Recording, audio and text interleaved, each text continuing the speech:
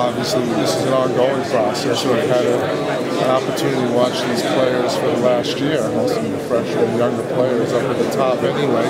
But now we're going to get an opportunity to actually have them into our facility. Chicago pre-draft camp is next week, so we're going to have an opportunity to go there and talk to them in person and try to see what type of people they really are.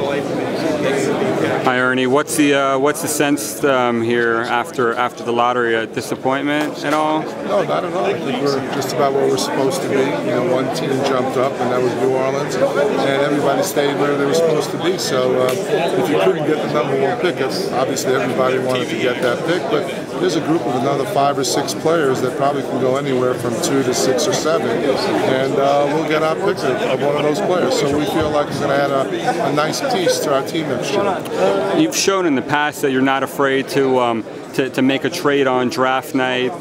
Is that something that you would explore once again?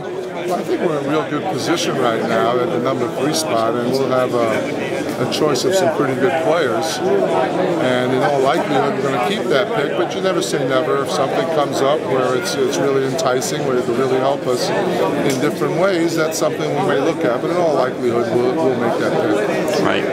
Could a guy like, could a power forward, another power forward coexist with Jan Vesely and Kevin Serafin? Yeah, we still have a young team, and I'm not going to get into any specific positions or specific players, but the good players can always play with each other. Any thoughts on the strength of this draft overall? Is it a good draft? Is it a deep draft? I think it's a deep draft. Obviously, a lot of the players are still very young players. Power forward is a position that's pretty good in this draft, and there's a lot of good, solid players. I think I don't know how many stars will come out of this draft, but I think you can get a good player all the way into the 20s.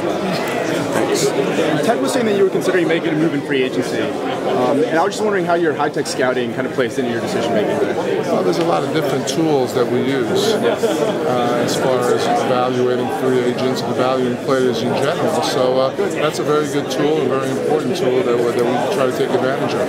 And how do you see the future of scouting kind of evolving? In 5 years, what do you think you guys will be using? Will most teams actually be picking that stuff up? Well, I think so. A third of the team uses some of the same things that we use right now, and who knows what kind of technology is going to come out in the next 2 or 3 years. New things are coming out all the time, and we want to be right on the cutting edge of all the new things that are coming out, all the new technology. Yeah, and last thing, how would you use the tools you have at your disposal right now to kind of build a team around John Wall, who's supposed to be the cornerstone of the franchise player?